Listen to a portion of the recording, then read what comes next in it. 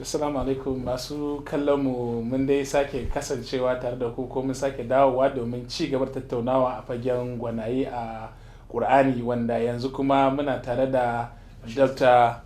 Yahuza Usaini Umar, wanda shi ma gwani ne a fannin Alqur'ani, wanda kuma yanzu za mu yi magana ne akan abin da ya shafi ita kanta kalmar gwanin. Wato Dakta, salamu alaikum. Wa alaikum salam wa rahmatullahi wa to barkanka da shigowa kai ma shirin namu na Taurarin Afrika. To barkanku dai masu saurare da kuma bibiya, ina muku sallama ta addinin musulunci, assalamu alaikum wa rahmatullahi wa barakatuh. To alhamdulillah, bari mu fara da kalmar gwani. To yawanci masu kallon mu za su so su ji ita kanta wannan kalmar gwani, da yawanci ake kiran gwanaye ko kuma waɗanda suka iya alkur'ani mai girma. Me yasa ake ce musu gwani? to gaskiya kalmar gwani ina ga kamar ta samo asali ne tun farkon musulunci, saboda zamanin manzon Allah sallallahu alaihi wa alihi wa sallam ya yi amfani da wato fada kalmar almahir, wadda shine kamar a ce expert a bangaren kaza. To annabi alaihi salatu wasalam ya ce duk wanda ya kasance ya zama ya kware wajen iya karatun alkur'ani har ya zama almahir, wanda shine gwani, to zai zama cewa yana da wani babban lada, ko har ma ya ce ma'a safaratul kiramil barara, zai zama yana da cikin wasu zababbun mala'iku waɗanda suke abin girmamawa, to shi ma zai sami irin wannan girma din. To kuma annabi sallallahu alaihi wa alihi wasallam bai wafati ba, duk da cewa a cikin sahabbansa akwai hafizan alkur'ani da makaranta da yawa, amma sai da yayi wannan nadin, duk da cewa ba wai nadin gwani ba, amma ya zaɓi wasu mutum hudu ya ce khudhul qur'ana min arba, ya ce a koyi alkur'ani a wajen mutum guda hudu, sannan ya ambace su waɗannan guda hudun. Akwai abdullahi ibn mas'ud, akwai mu'adh bin jabal, akwai abin nan salim maula abi hudhaifa, da kuma ubay ibn ka'ab. Waɗannan guda hudun ya ce a koyi alkur'ani a wajensu. To tafiya ta tafi, wannan shi ke ya nuna cewa to lalle a cikin makaranta ma akan samu wasu kuma Allah maɗaukin sarki ya ba su wata baiwa ta daban a ba su wannan.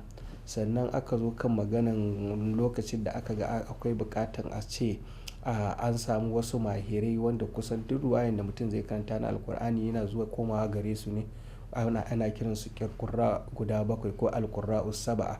su ma wannan kamar wata kyauta ce ta gwanintaka din Allah maɗaukakin sarki ya yi musu, duk da cewa a zamanin su akwai da yawa ƙari'an alkur'ani, amma aka fi sanin cewa ƙira'o'insu su ne waɗanda suka fi shahara, ake jingina dukkan wannan ƙira'a zuwa gare su. Su ma haka a cikinsu kowane ƙari aka samu wasu gwanaye, duk da ɗalibansu suna da yawa, amma sai ya zama cewa guda biyu aka dinga warware a matsayin su ne rawaye suke riwaya a wajensu.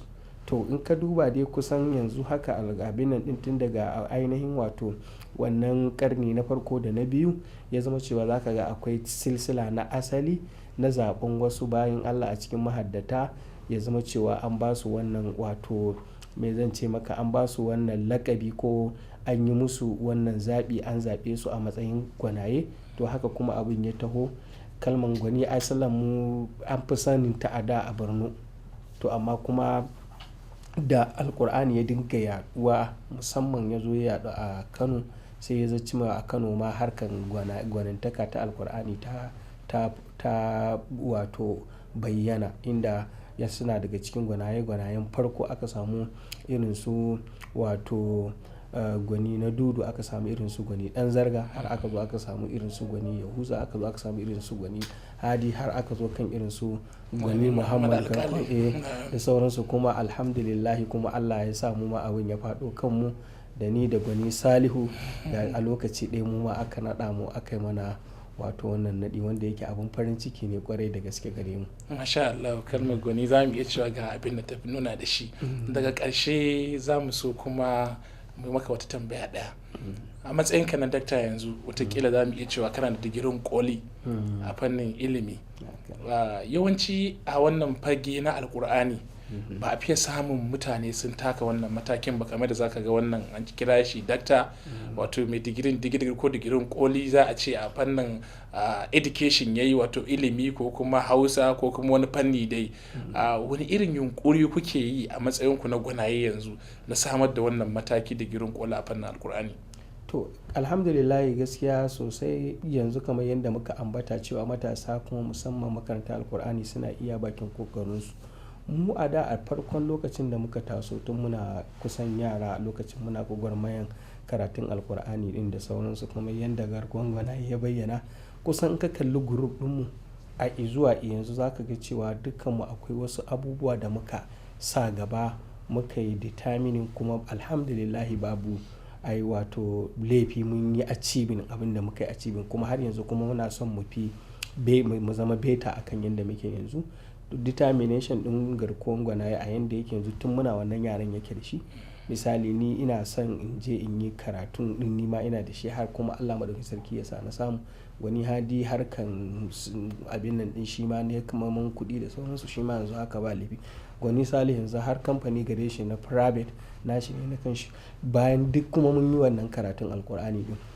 To ni da sau da yawa mutane wani lokacin kila da kai yanzu da ka ji an ce mun dakta, ka ɗauka ma a Kur'ani ne dakta din, amma ni abin nan dakta na a Islamic Banking and Finance ne, kuma yanzu haka a Bayero ina department ne na Banking and Finance.